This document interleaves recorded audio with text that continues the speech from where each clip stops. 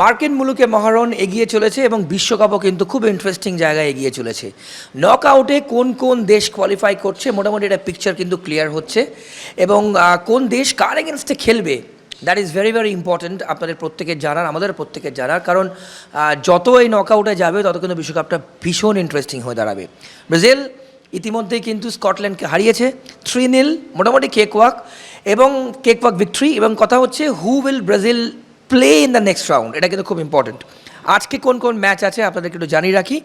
আজ Indian time রাত 1:30টার সময় কুরাসাও খেলবে আইভরি কোস্টের এগেনস্টে, ইকুয়েডর খেলবে জার্মানির এগেনস্টে।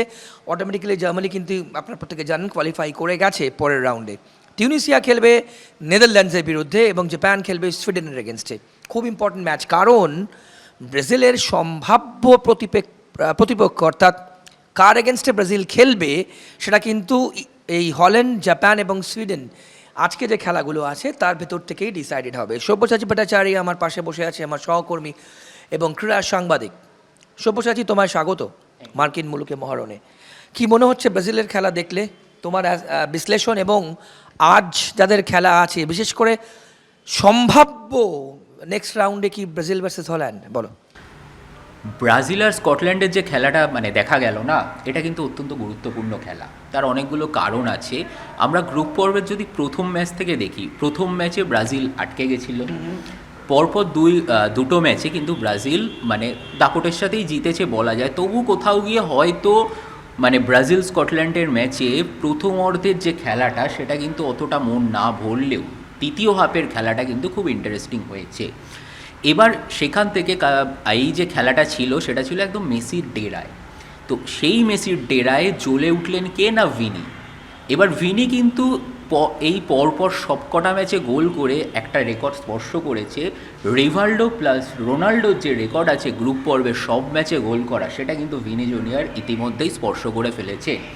এবার তারপরেও কিন্তু সবার অপেক্ষা ছিল কখন 10 নম্বর জার্সি পরা সেই তারকা নেইমার মাঠে আসবেন। এবং আমরা জানি নেইমার, যিনি বারবার চোটের কারণে ছিটকে গেছেন, কিন্তু জেদ, আত্মবিশ্বাস এবং ভালোবাসা, আবেগ থেকে বারবার ফিরে এসেছে। তো সেই নেইমার যখন বিশ্বকাপের দলে সুযোগ পেল, সেদিনও সে কান্নায় ভেঙে পড়েছিলেন। এই স্কটল্যান্ডের ম্যাচে যখন 75 মিনিটের মাথায় নামছেন, তখনও কিন্তু আবার সেই একই দৃশ্য। এবং নেইমার যতক্ষণ খেললেন, ম্যাচ টাইম কম পেয়েছেন, কিন্তু আমরা যদি দেখি টাচ, পাস সবই কিন্তু ভালোই করেছে। সুতরাং যখন পরের পর্বে যাবে না, নেইমার আর ভিনি, এটা কিন্তু খুব গুরুত্বপূর্ণ হতে চলেছে। এবং এই ম্যাচ থেকেই বলা যায় কিন্তু ব্রাজিলের হুঙ্কার শুরু হয়ে গেছে। এখানে তোমায় একটু আমি ইন্টারাপ্ট করি। যেরকম হুঙ্কার শুরু হয়ে গেছে বললে, ঠিক সেইভাবে কিন্তু যদি ডাচ অর্থাৎ হল্যান্ড যদি প্রতিপক্ষ হয়, Holland is a very strong team. একদম সেই বিষয়ে কোনো সন্দেহই নেই। এই যে নেদারল্যান্ড, জাপান, সুইডেন, এফ গ্রুপে যারা আছে, টিউনিসিয়া অলরেডি বেরিয়ে গেছে, ফলে তাদেরকে নিয়ে ভাবার কোনো কারণ নেই। কিন্তু এফ গ্রুপে যারা রয়েছে তাদের মধ্যে ব্রাজিলের প্রতিপক্ষ কে হবে? এবার আমি যদি নেদারল্যান্ডসের কথা বলি, তারা যথেষ্ট স্ট্রং। আবার জাপানকেও কোনোভাবে কিন্তু পিছিয়ে রাখা যাচ্ছে না, কারণ তাদের সবথেকে বড় অস্ত্র মাঠের মধ্যে হচ্ছে গতি।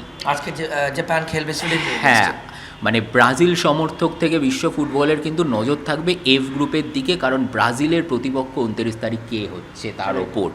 কারণ নেদারল্যান্ড যেমন শক্তি আছে, গতি আছে, আবার জাপান কিন্তু দুর্দান্ত গতি আছে। সেক্ষেত্রে আবার যদি বলি স্কটল্যান্ড আর ব্রাজিলের ম্যাচ, সেক্ষেত্রে প্রথম হাফে কিন্তু কোথাও গিয়ে ব্রাজিলের গতি সংক্রান্ত সমস্যা মনে হলেও হচ্ছিল কোথাও একটা সময়, যেটা কিন্তু সেকেন্ড হাফে অনেকটা কেটে যায়।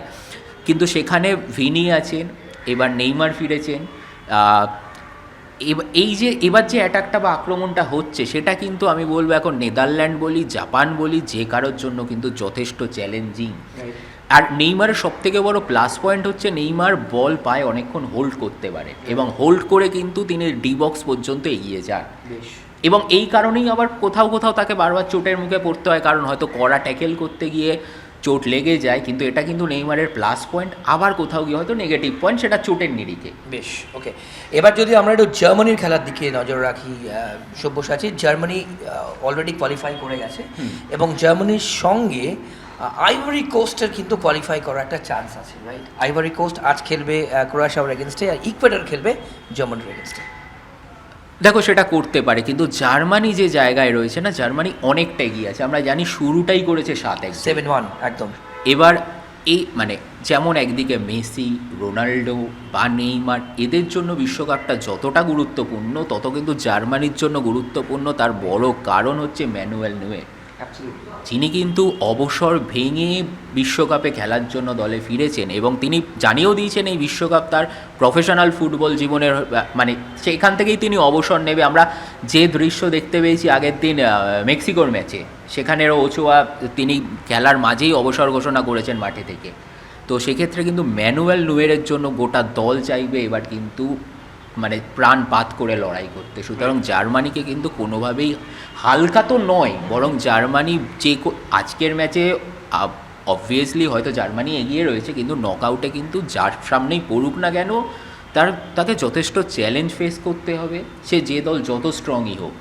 তো জার্মানি, স্পেন এরা এমন একটা জায়গায় বা এমন ভারসাম্যের দিক থেকে রয়েছে, ভারসাম্য, অভিজ্ঞতা, আক্রমণ সব মিলিয়ে কিন্তু এরা যথেষ্ট বড় দাবিদার। বেশ শেষের দিকে এখনো পর্যন্ত কিন্তু সব ম্যাচই সব দেশের খেলাই মোটামুটি দেখা হয়ে গেছে, আপনারাও সবাই দেখেছেন।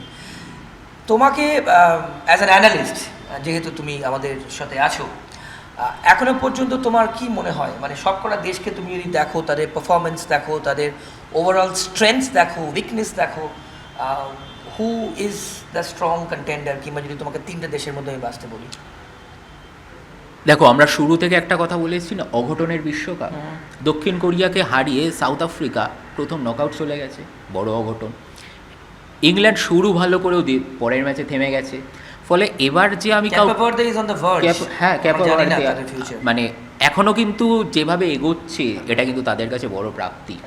আবার কিন্তু কোথাও গিয়ে মরক্কো কিন্তু যথেষ্ট লড়াই করছে। সুতরাং প্রথম 3 হয়তো বলা মুশকিল, তবে Spain, England, Germany, Brazil, Argentina এই কয়েকটা দলের ওপর তো আশা রাখা যেতেই পারে। পর্তুগাল অবশ্যই, আর ক্রিস্টিয়ানো রোনাল্ডো ব্যাক করেছে। ফ্রান্স, এই যে বললাম না কাকে ছেড়ে কাকে বলবো, এমবাপে রয়েছে, যেখানে ফ্রান্স দুর্দান্ত গতিতে খেলে চলেছে। তো এখানে কাউকে পিছিয়ে রাখার বোধহয় জায়গা নেই। আর ভিনি যেমন রেকর্ড করেছে গ্রুপ পর্বে সব ম্যাচে গোল করে, যেখানে রিভাল্ডো, রোনাল্ডোর মতন তারকাদের সাথে আবার পর্তুগালের রোনাল্ডোও কিন্তু রেকর্ড করেছে 6টা বিশ্বকাপে গোল। একদমই।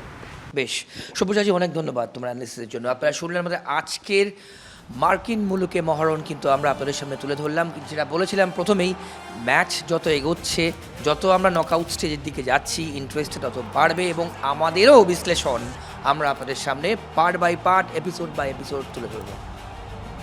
আজকের পর্বে এ পর্যন্তই। অন্যান্য সব খবরের জন্য দেখতে থাকুন কি টিভি।